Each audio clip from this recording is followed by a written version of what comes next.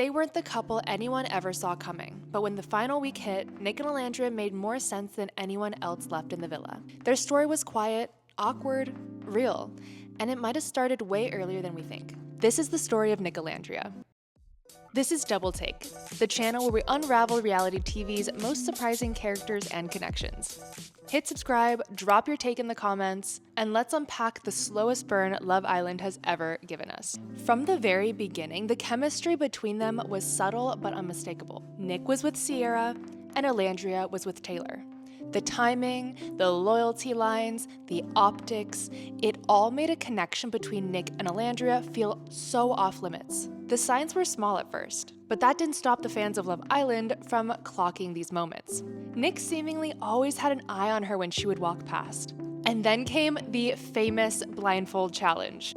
Nick kissed Olandria hard and named her the best kisser in the villa without her ever even knowing. Fans clocked it, but she didn't. Nick sharing his sweater with her, he picked her in challenges. The banter felt easy, natural, and the first kiss during Casa, that was electric. There were small tells, the way he'd tease her, how she'd light up around him, how their energy felt lighter when they shared a sweet moment. Still, they both kept their boundaries and they both stepped back and played it off like it didn't mean anything. Almost like they said they had no chemistry at all. But to fans watching close enough, something was undeniably there. Then, when Sierra left and Taylor moved on, everything opened up. Now, despite Olandria and Sierra's close friendship, where the words sisterhood and family and best friends were always mentioned, who do you pick? Do you stay loyal to your villa sister? Or go after that subtle connection that might ruffle some feathers? Even after Taylandria was over and Taylor had fully moved on with Clark, Olandria was still pining after him. And that made Nicolandria's brief Casa romance get chalked up to just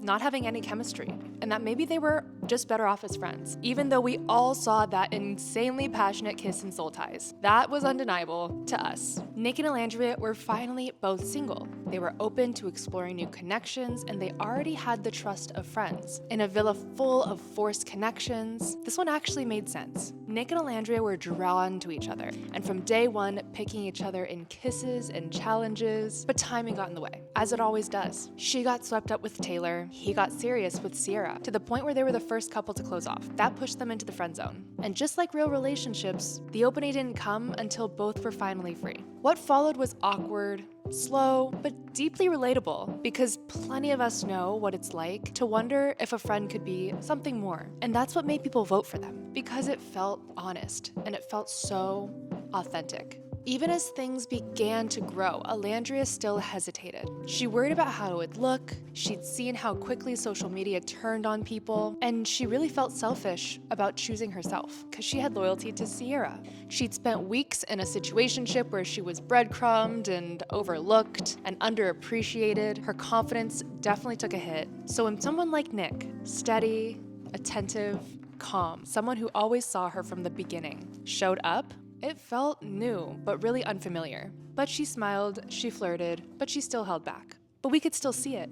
The flirty glances, the nervous laughs, that kiss and soul ties. The dynamic had changed. She made him nervous. He brought up their first kiss that he never stopped thinking about. And Olandria finally leaned in. Meanwhile, outside the villa, fans split into camps. Some called it a late game grab for screen time. Others said it was the show's only genuine romance. Was it too fast? Were they just bored without any other connections? Beneath all the opinions, there was something deeper. When Nick and Olandria tried something real, it raised eyebrows. Maybe because they kept it calm, maybe because it wasn't dramatic enough, their connection grew, slowly and steadily. No big speeches, no explosive drama, just small moments that built something meaningful. Half smiles, quiet check-ins, winks from across the villa. They had chemistry in every challenge, banter in every group scene, and then when they finally had time alone, it felt so easy. She told him that she misses him, said she made him nervous. This wasn't new, and it was finally open. And meanwhile, on the outside, all over the internet and all over TikTok, Nick's family, his mom and his sister, were posting about how much they loved Olandria. They didn't necessarily say they didn't like Sierra. They were showing so much support for Nicolandria. Nicolandria didn't come out of nowhere. It was built from a shared space, small moments, and mutual care. By the time they leaned in, it felt like a connection that had been forming in plain sight. Whether it lasts or not, it gave us something rare on Love Island, a romance that felt real without needing a spotlight, without fighting for screen time. What do you think? Was it always there? Was this Love Island's best late-game romance? Or was it just a quiet moment that finally got its chance? Drop your thoughts in the comments, hit subscribe, and keep watching Double Take, where we look twice because some stories deserve a second look.